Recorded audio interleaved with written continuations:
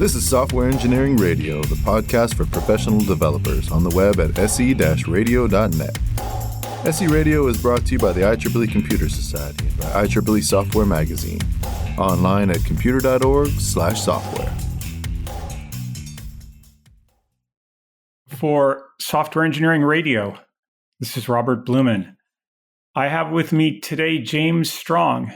James is a cloud-native and infrastructure engineer. He is a maintainer on the Kubernetes ingress-Nginx project and is currently a senior solutions architect at Isovalent. James is the co-author with Valerie Lacey of the book Networking and Kubernetes, A Layered Approach, published by O'Reilly.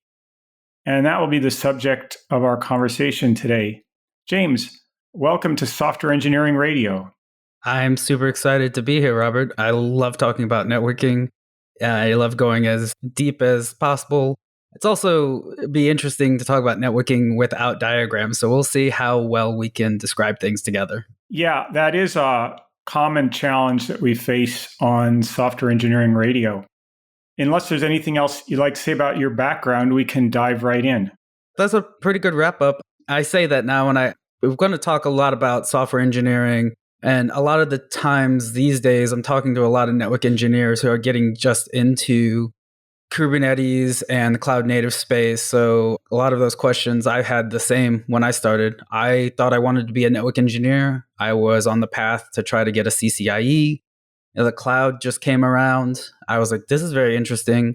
I went around working with that for a little while. And then Kubernetes popped up as well to try to be this operating system for the data center, all of those conversations, like the abstraction, all of that. And I just slowly migrated to doing the Kubernetes piece just because it was infrastructure, it was networking, it was software. It was a really good cross-section of all of those things.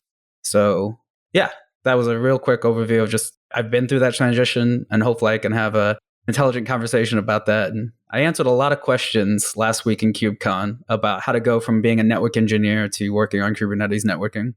Your career path is relevant to our audience and our podcast. The podcast Software Engineering Radio has been around for about 20 years. When it started, we really focused a lot on the writing code aspect of software engineering. But over time, the topics that we talk about have broadened to include many things in networking and security, which are now considered normal for a software engineer to know about and use in their job. I think you have a great background to talk about this topic. I think everyone should understand how the network works. There's a saying in networking, it's guilty till proven innocent. So if we can skip that step and just have a conversation about performance issues or other things like that, that'd be great.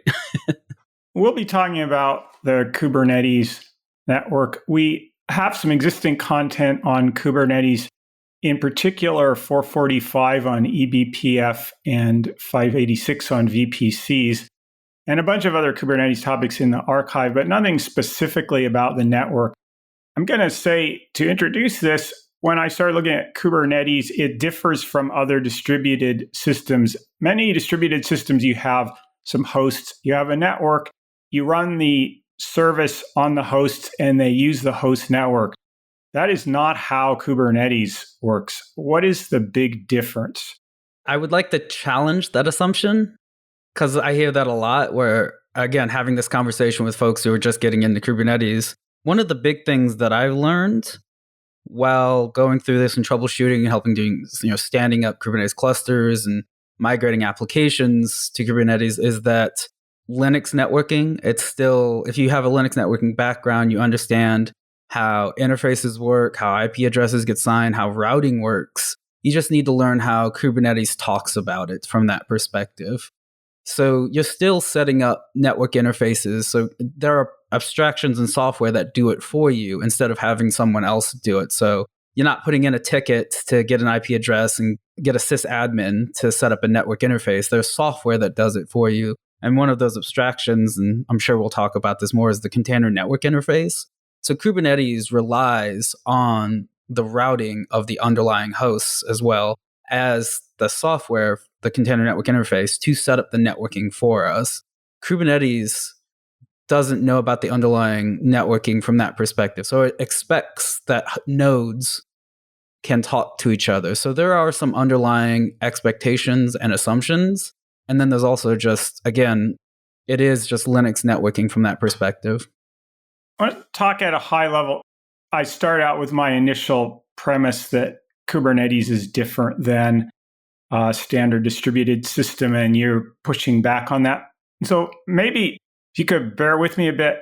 I'm wrong, but why did I think that? And you explain why I'm wrong, but why is there something about that that is at least partially true? Or how is Kubernetes networking not got more layers to it than the flat distributed system that I described?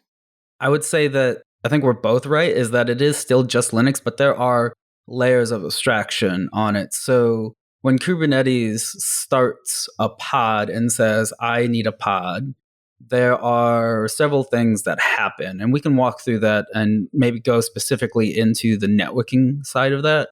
So the lowest common denominator for a container or for an application is a pod. And a pod is a collection of containers. So you can have multiple containers running in there besides just your specific application. Well, when that starts up, it needs a control group and a namespace. Control groups are controlling for the resources of the container. So you're looking at like CPU limits and things like that, memory limits. That's all implemented in the control groups. And then namespaces allow us to have that abstraction where a pod looks like it is inside of its own, I hate to say it, virtual space. So you'll have things like a network namespace that differentiates it between the network stack, between the host and the pod running on it. This is why you can have a pod running on port 80 inside its own network namespace, and it won't conflict with other pods running port 80 as well. Because normally on a host, the network can only have one process running on port 80. So the network namespace is what allows us to do that. There are other namespaces as well. The process ID namespace, the user ID, the user namespace. There's a couple more. I think there's 6 or 7. I may be wrong with that number, but the one we're specifically concerned about is the network namespace. And that's what allows us to have the ports running on specific ports that don't conflict. Those also need to get wired up to the traditional physical network that we think about, or just the traditional network. I mean, VPCs are also, you've talked about those. VPCs also aren't physical networks. Those are virtual networks running on top of physical networks. So there's lots of layers of abstraction. All right. You've introduced a bunch of things that I want to cover all those things in more detail. You are going into namespaces. That is something I want to come back to. I want to really understand what it does and why, and then go more into how. I think one of the key points you made is that when the pod boots up and it's in its own namespace, it can connect to port 80 or 443 or whatever its preferred ports. Why is that important in the Kubernetes world? Well, like we've talked about, it's a distributed system. So you could be running thousands of pods that are running on port 80, 443, 8080. So in order to be able to have that density and have you'll have 4 or 5 pods possibly running on that port. So Kubernetes does that for you from the abstraction, and it does a translation for you. So it manages the mapping. So the pod thinks it's running on port 80, but on the host network, it could be running on 32,368. Okay, so that's important because one of the key value adds of Kubernetes is enables efficient use of your compute resources. You could buy or lease whatever VMs based on the overall value of that VM. And then you could put many different pods on that VM so you could efficiently use all the compute that you're paying for, versus otherwise you'd be faced with a decision of either I'm going to have one pod per VM or I'm only going to have one service that can use port 80 on a given VM. This approach, it overcomes that limit and allows efficient packing. Is that more or less going in the right direction? Yeah, that is one of the use cases as well. So let's go into, there are at least two ways this Kubernetes can work. It can share the same IP ranges as the host network, or it can have an overlay with a completely separate IP range. Could you talk about how those two work and what's the difference between them?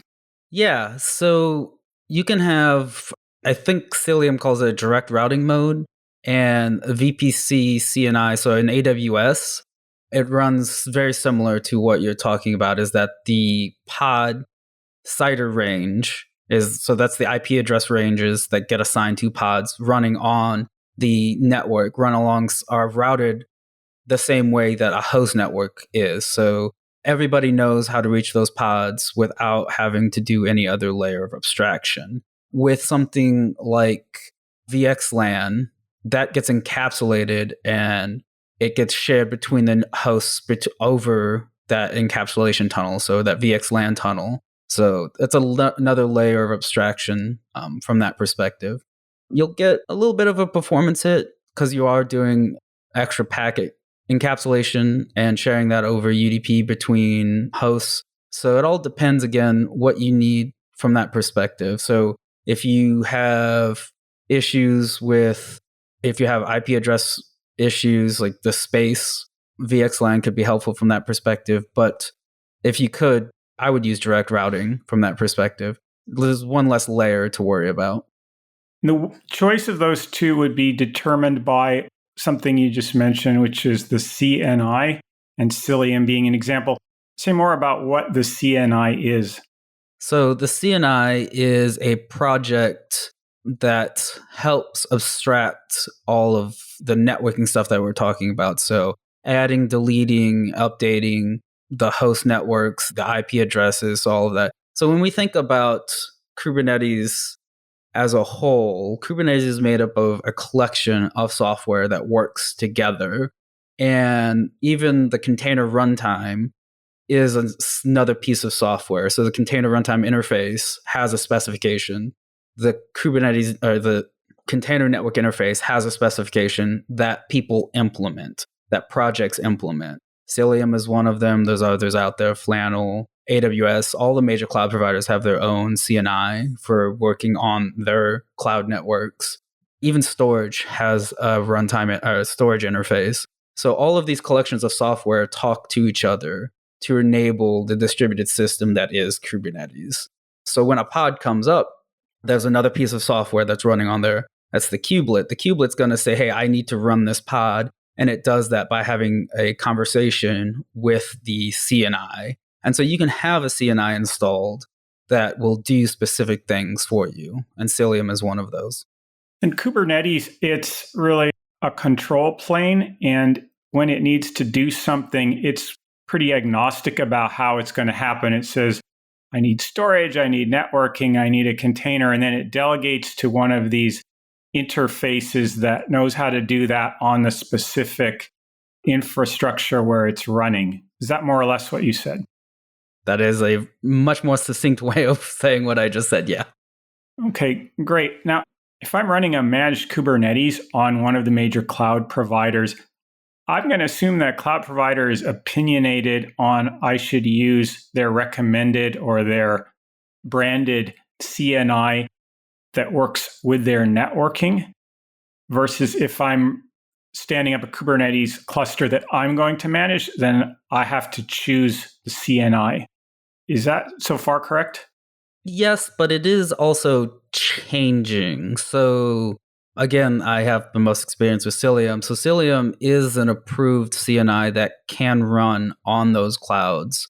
So Cilium has partnerships with AWS, Azure, and GCP to run those. And actually, I think open source Cilium on GKE Dataplane v2 default is Cilium. So there are use cases where you can just use the Cilium CLI or the Cilium project versus like the default, like on AWS VPC CNI. We do need to disclose, is Cilium open source, and do you have any employment relationship with Cilium? We need to just disclose that. Yeah, no worries. So Cilium is an open source project. It is in the CNCF. And we do have an enterprise version that customers can pay for. So they get a plethora of other features outside of just the Cilium open source.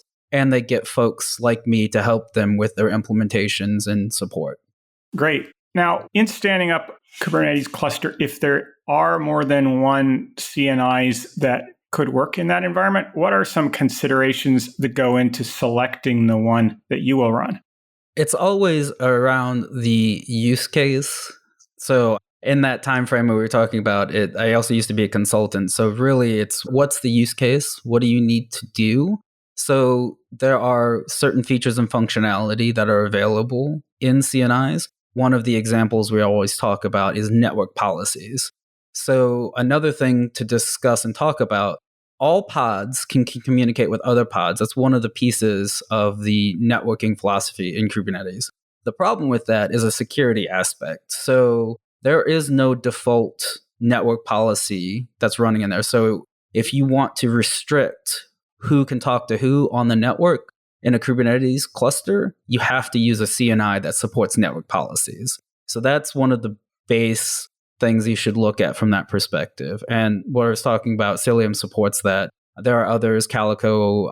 The AWS VPC CNI, I think you can do the security groups at the pod level as well, so things like that. But that's one of the ones you can look at. So there are other advanced features and functionality. So if you want to be able to support a service mesh, some of the CNIs can support a service mesh from that perspective. So it really just depends on what your use cases are and the functionality that you desire. We had a earlier episode, I'll put in the show notes, about service mesh that can be implemented in a sidecar that runs as a container inside a pod. It sounds like you have some options as far as what layer do you want that functionality to exist at. And maybe it started out as its own pod, but if you know that you want to do it when you set up the cluster, it may have a better home in the networking layer.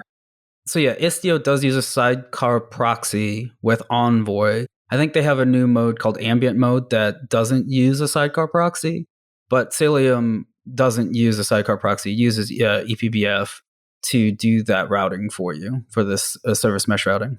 Okay, so let's get into a bit more about the IPs and routing. In the flat model, pod uses the same IP ranges as the host network, but how does routing from pod to pod occur? Because the network interfaces would not have the pod addresses. So how does routing occur in the flat model? So we have to look at it from a pod to pod perspective, pod on the same host and then pod on a different host.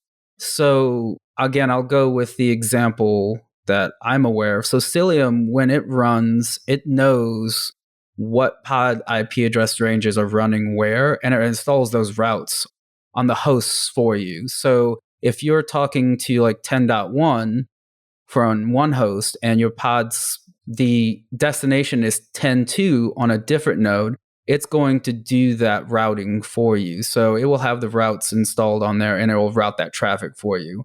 If it's on the same pod, it won't leave the host. So if the pods are on the same host, it won't leave that. So it has that connection. So it knows that it's on that bridge on that host. So it'll just direct it to the pod that's on that host. So it just depends on if it's on the same host or on a different host. On the same host, the pod wants to communicate with another pod. It goes through an internal networking data structure called a bridge. It doesn't need to go out on the host network. Yeah, this is where we start getting into the conversation of it's easy when we can draw pictures on this. But yeah, so that's part of everything that gets set up from the CNI's perspective is that the network namespace gets created, the Ethernet devices in that network namespace get created, and they get wired up on the host, that bridge network. So that's how the communication between the network pod namespace and the network host namespace is through that bridge interface that you were talking about. Okay, now let's do the case where a pod wants to talk to a pod which is on another host. So the pod is in a network namespace. It has a route it says go to this network interface in the namespace. And now somehow that has to cross the host network and get delivered to a pod on another node. Can you walk through some of those steps? Yeah, so pod A is sitting on host A and it wants to talk to pod B on host B. So when it's going to set that source IP as itself, the pod A, the destination is going to be pod B. So when it goes out that bridge, it's going to understand that it's on a different network and it's going to have to go either out its default gateway and communicate to the host to understand where it needs to go. Or, like I said, in the Cilium case, those routes are installed on the host, so it knows where to send those out and how to route those. So again, this is where we get into the CNI either can manage things for you, or the underlying hosts have to be able to communicate to each other. So in the Cilium perspective, it knows to reach pod B, it needs to set the destination of that node B because the routes are there from that perspective. The node B, it has an IP address that's not necessarily in the host network, or it doesn't belong to the host's main network interface. The thing that tells it which host to go to is there's a route to pod B's IP that says go out on this network, something like that. Mm-hmm. Okay. Now, if I start up a node completely unrelated to Kubernetes, I start up a Linux VM. It has a default namespace. It'll be given some routes to route things on its local network or its VPC. With Kubernetes, you now need to add a bunch of additional routes to manage the pod network. Linux offers some different kernel or programmable extension points to allow you to do this. You mentioned eBPF. What are some of the tooling that enables Kubernetes to manage these routes? On a default installation, it's going to use IP tables. So it will set up the routing and manage the routing using IP tables. That's one of the other pieces of technology besides eBPF. Okay, what are some differences between IP tables and eBPF? So eBPF, maybe I'll start explaining that from that perspective. So what eBPF does, I think the overarching phrase that everyone uses is that it's JavaScript for the Linux kernel. So it will do what JavaScript did for HTML, it does for the Linux kernel. So normally when you have to make changes or you want to run something inside of the kernel, you have to create a kernel module and you have to recompile the kernel. And it's a lot of effort from that perspective. So what eBPF did is it allowed us to create hook points into the kernel. So I can write some C code, I can run it through what's called the BPF verifier, and then I can hook into specific points in the kernel and understand. I can make those changes without having to go through that whole loop of running a kernel module. And so that's what Cilium will do for you, or any CNI that is running with eBPF under the hood. So it generates and creates all of those hook points into the kernel and allows you to make those changes in the routing table, intercepting packets, things like that from that perspective. That's how that works from the eBPF perspective. And then from an IP tables perspective, there are lots of rules, and that gets very complicated from a chaining perspective, and working through how that all works is probably not great for communicating without. We can put a really nice chart of how all that works from a pre-routing and a NAT perspective. And it can, if you ever look at an IP tables rule set on a Kubernetes node, it's a lot. The answer to this might be it depends, but in a Kubernetes network, if you did look at the IP tables rule set, how many IP tables rules would you see? It is linear with the amount of services and endpoints that you're running. So with services and endpoints, we have to be able to map those pods to services and be able to route all of that. And we have to have chains for all of those. One of the value propositions of Kubernetes is your host network can scale up or down. And Another is the scheduler can spin up or relocate services on the network to achieve optimal utilization or to recover from failures. Let's say that a new node joins the host network. What kind of route adjustments need to be made on all the other nodes to incorporate that? So that's one of the scaling issues of IP tables, is that when you make a change or when you add a new node, all of those rules have to be propagated to that new node. Or, when you make a change to a service, you have to update all of those endpoints across the entire cluster from that perspective. And it can get, from a performance perspective, not great. I don't have the actual numbers in front of me. There's lots of papers out there that talk about the performance impact of large clusters and large change sets on IP tables versus eBPF. So performance is certainly one of the aspects of why folks are migrating to it. Are we talking with IP tables then seconds, minutes? How long to get all the IP tables rules? You put me on the spot on that one. I mean, it can take time, noticeable amount of time. There are two parts here, and I'm not completely sure which one we're talking about.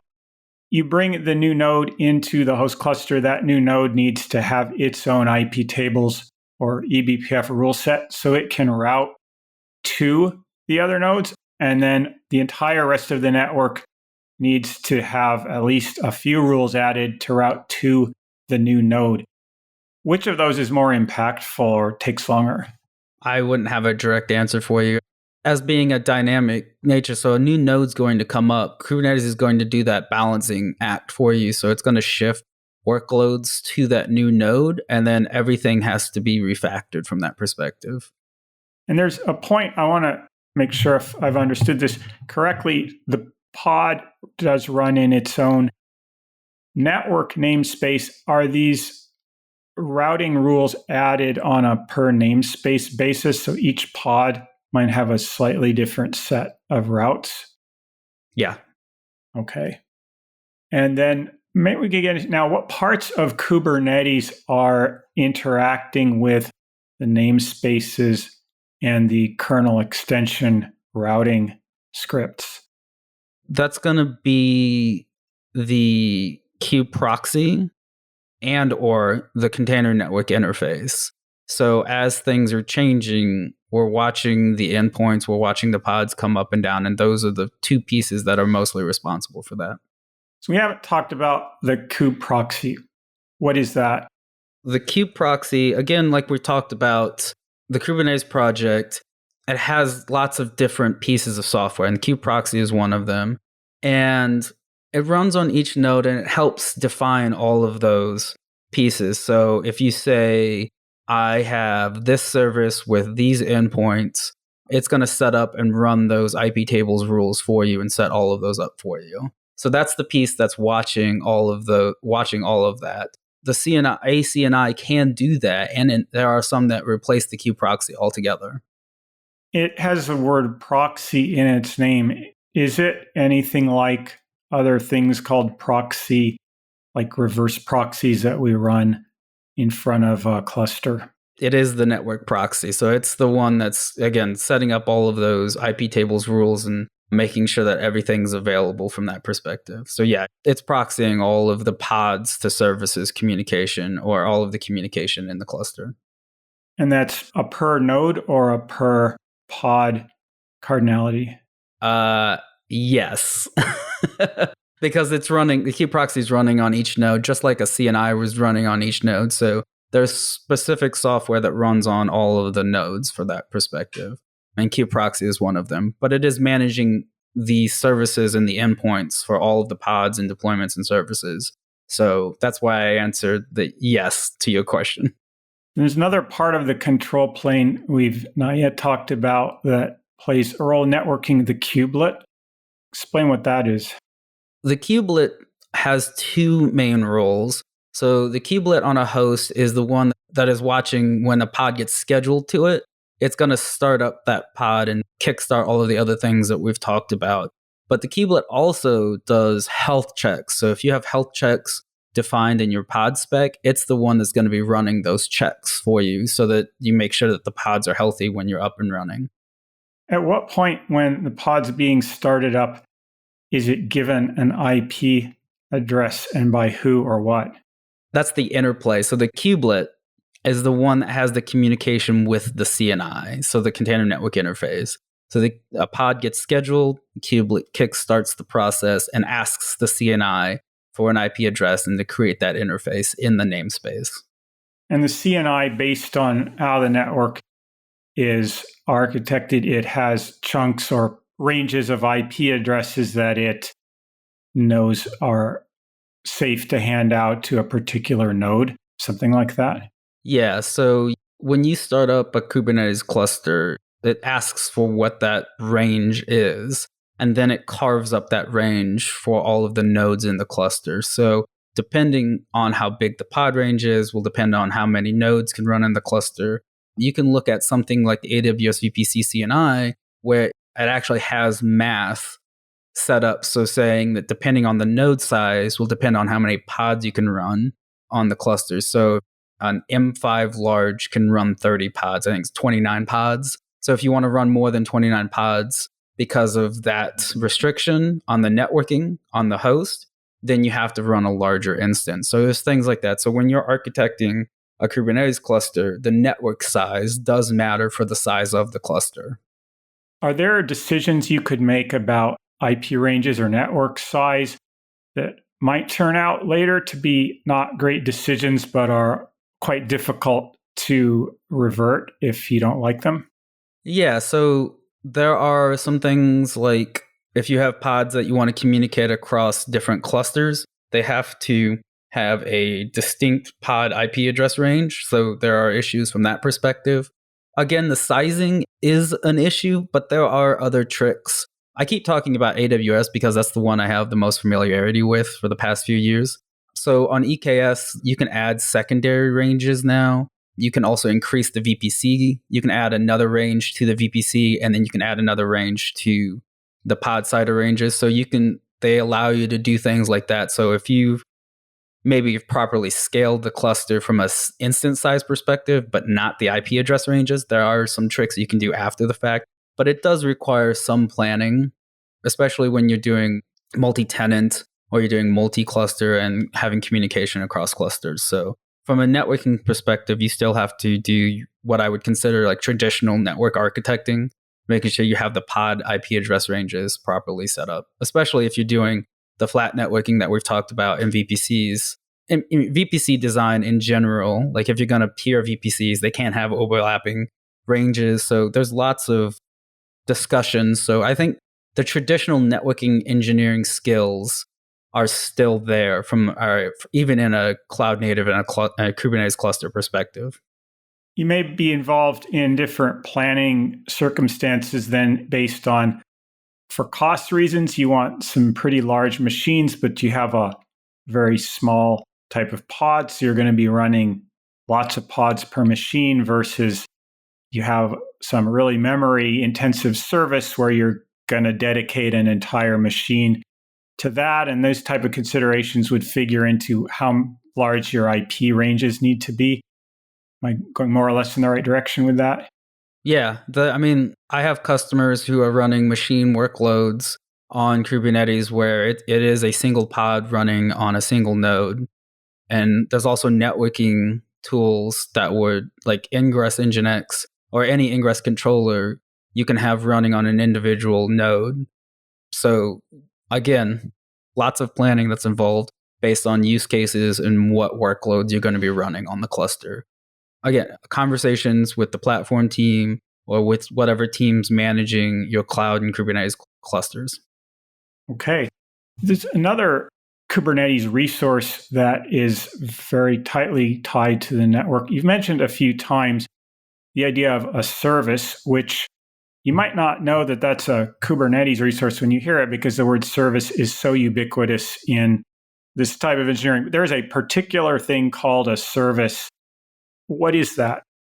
So this is, again, one of those things where it's a Kubernetes abstraction, but it's still very similar to a networking. So you can think of a service as a virtual IP that remains, that is stateful. So it stays with the service. So when you spin up a service, you'll get an IP address that's routable in the cluster, the entire cluster, which is essentially just IP tables rules that get put across the cluster. But the issue that it solves is that pods are ephemeral and pods can scale as needed, right? Kubernetes is a dynamic system. There's controllers that are managing how many pods need to be running in the system. So if a pod goes down for whatever reason, it'll bring up a pod with a different IP address because it's on a different node, different pod IP address range. And so that changes, and that makes things difficult from a DNS and a client perspective. So to help with that, Kubernetes has this abstraction of a service that has a single IP address that routes to all of the pods, that does load balancing in the cluster to those pods. So you can hit that service endpoint and not worry about the pod IP addresses changing from that perspective. For example, then, say in my cluster, I have a product catalog service that's more intensively used some time of day than others because more people are shopping during daytime hours. Kubernetes will scale those up or down. Yet all the clients in Kubernetes that want to talk to that service will see that single IP, and then that will get routed to one of the pods that is supporting that service. Did I get that right? Yeah, that is one use case. I do want to mention, though, that pod auto-scaling is also just another piece of software that monitors that from that perspective. So everything is a controller. Everything's a piece of software that has its own individual use cases. And go a bit more into how this single IP address acts as a load balancing abstraction to multiple pods.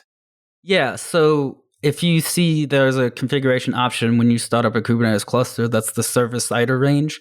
And so that's the IP address range that's going to be used for the services. And on the back end, that's IP tables rules that are set up across all of the nodes in the cluster. So if you want to route something, when you create a service, it gets an IP address, the kube proxy or the CNI, or whichever one's responsible for all of that, sets up either the IP tables rules or the eBPF routing rules, whichever is the backend technology that the CNI is using. So all of that gets set up for you automatically based on those softwares. So when a new pod comes up, from a services perspective, we use things called labels and selectors. So you label a pod, say this is app foo, and I have service that is watching for pods that come up with app foo. So when those labels and selectors match, it updates, it creates an endpoint, and those endpoints get updated across the cluster saying, if you want to reach one of these, here's the IP address of one of those that matches it. Is this an instance of a thing we talked about a bit earlier, that when a new pod joins a service, that potentially every single node now is impacted because it may need to add a new route? That's part of it, yeah. The routing to the service IP, will it load balance at the node level, or does it take into account that there might be 4 pods of the same type running on a very large node, and that really should count as 4 rather than 1? You're asking a very good question. I think it does take into account the number of pods are in there, and I think it does equal path load balancing. I don't think you can really change that on an IP tables perspective, but I think you can with certain CNIs. That use case I'm not 100% on, but I know that it does take into account all of the pods that are in the cluster. And then that also brings into account some of the other things like external traffic policy. So one of the big issues when you're using Kubernetes is understanding the client IP when it comes in. So when we do the routing, the source net, so the source IP address changes because of the routing that happens on the cluster. So we lose the client's IP from that perspective. So you can do something with a service by setting up an external traffic policy and say it's either cluster-wide or it's local. The problem with local is that if a service isn't running, if a pod isn't running on the node, then it will drop that traffic. So you'll have some issues with that, but you'll still get the client because it won't do the extra hop. So, you have 50 nodes on the cluster, you have 10 pods running, if you hit one of those nodes where it's not running and your external traffic policy is set to local, it drops the traffic. So you have to make some decisions from that perspective. There are other ways to get the client IP from that perspective, and that gets into one of the use cases we didn't get a chance to talk about with ingress controllers or load balancers. I'm not sure I understand this last example. So what is the need for the receiving node to have the client IP? For whatever reason that the application wants to track what the client IP is. And did I understand correctly that the route from the services cluster-wide IP might route to a node which does not have an instance of that service on it? Yeah, it could. So it's going to send it to a node because the IP tables rules are set up across all of the pods. So I can hit a node and it gets routed to another node that has that pod running on it. And that's when you set it up as like cluster external network, external policy. So if you have it set to local, it's only going to try to access the pod that's running locally to that node. And if it's not, you'll lose that traffic. Okay, I wanted to talk a bit about DNS. Does the service resource interact with the DNS in the Kubernetes cluster? Yes. So each service gets a DNS name in the cluster from that perspective. So you can do a lookup. So if it's, I think it's service name .namespace.cluster.local or .default. I can't remember the DNS name, but that does map to the service IP address. So we've covered a lot of how it works. I wanted to talk about something you mentioned right at the top, which is that it's really often the network's fault, to where you might blame the network first. Could you give a troubleshooting experience you had on a Kubernetes cluster that did turn out to be something to do with the network? How did you diagnose it and how did you resolve it? One of my favorite tools is a container called NetShoot. So NetShoot has a lot of networking troubleshooting tools that you would expect to have. So TCP dump, curl, all of those ones that allow you to do all of the things that you need to help troubleshoot that.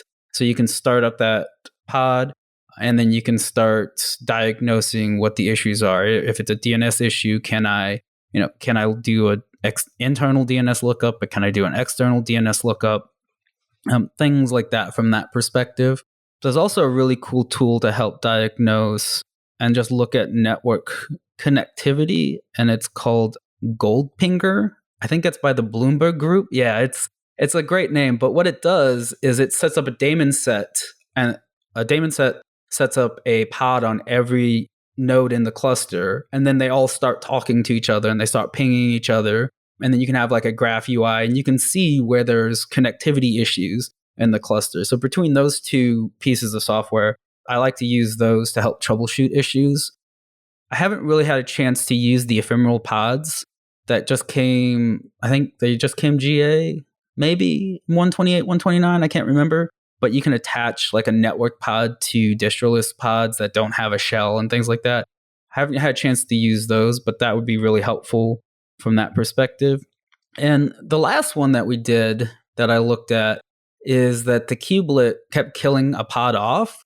But when we got into the host and we were looking around, what had happened is remember when we talked about the kubelet, we'll use the routing rules that are on the node to try to reach the pod, to check the liveliness probes, the readiness probes. Well, somebody had created a host interface with the same IP address as a pod, and it's going to favor the local connected ones over the one that's connected via an Ethernet, a vEth pair. So it was trying to route to that local host interface, and it's not running port 80. It wasn't running anything. So it's just, again, I liken it to, it's still normal networking troubleshooting from that perspective. What can I reach? How far can I go out? What's the latency look like?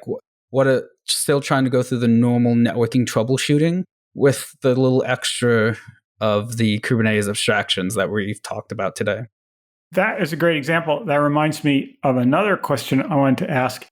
If I bring up any kind of workload on one of the major cloud providers, they're going to provide a lot of metrics and dashboards of their VMs and their network. I could see traffic, ingress and egress volumes on a per VM basis. Now, if you're running Kubernetes, do you need to build or add in something that will monitor the Kubernetes networking abstractions? And why would you do that? And what would you be looking for? Yeah, I mean, pods are still using resources as needed, so you'll still want to monitor those resources. There are tools that allow you to do that, like Prometheus. You can do pod metrics monitoring from that perspective, and you can shell those out to things like CloudWatch. I think EKS has some, I think it's called Container Insights. They have metrics that you can look at to monitor your pods from that perspective. There's other tools as well, traditional monitoring tools. I know like Datadog has container plugins that allow you to monitor those as well. So there are what people would consider, again, like traditional monitoring tools that have adapted to be able to run in a container world. Can you give an example of something that might get lost if you only could see network aggregated up to the VM level, but you might be able to see it when you have the resolution down to the pod level? One of the things that gets lost is that container context. So containers are just processes running on a host. So you'll see a host spike network traffic, but you won't know why. Maybe you'll just see the process ID of those things, but you won't be able, it takes a lot of work to correlate that process ID to a container that's running and to an application team that maybe just did a new deployment that had a memory leak. So having tools that are container aware is very helpful from that perspective to allow you to monitor pods and processes from that perspective. So yeah, you'll lose a lot of context where you'll just see 50 processes and then you'll have to do the mapping manually, and nobody wants to do that. We're getting close to end of time here. I mentioned your book at the top. I understand a second edition is being discussed or prepared. What would be in the second edition that readers could look forward to? Yeah, so Kubernetes and networking, it is for folks that are an entry level, I would say. I say it's a layered approach because we start with talking about just normal networking, and then we build up to running the Linux networking that we just talked about to running on a cloud provider with a Kubernetes managed service. And I think it was released about 2 years ago. So things like Gateway API hadn't been GA yet. That's probably the big one in there from that perspective. I have a whole list of it that I've sent to my provider. We'll probably talk a lot more about eBPF. There was a short stint in there from that chapter. We did a huge focus, I think, on chapter 2 was just all walking through that IP tables example that we talked about, like how those get set up, how they get mapped to services and endpoints. I think the bulk of chapter 2 was just on IP tables. So we'll probably downplay that and migrate more into talking about eBPF from that perspective. Those are the two off the top of my head that I can remember. And then always just updating the examples and things like that. Probably adding a troubleshooting section because we didn't really have a lot of troubleshooting from that perspective. And we will link to some of those tools you mentioned in the show notes. Is there any place you'd like listeners to go where they can find you? I am strong JZ on most platforms. So the Kubernetes and the CNCF Slack, GitHub. If you have an issue with the ingress-Nginx controller, which I help maintain, please come to our community meetings every Thursday at 11 Eastern. We have more information about that in the Kubernetes Slack in the ingress-Nginx users channel. I hang out there to help answer support questions and anything like that. James, thank you very much for speaking to Software Engineering Radio. Thank you. It's been lots of fun. This has been Robert Blumen, and thank you for listening. Thanks for listening to SE Radio, an educational program brought to you by IEEE Software Magazine. For more about the podcast, including other episodes, visit our website at se-radio.net.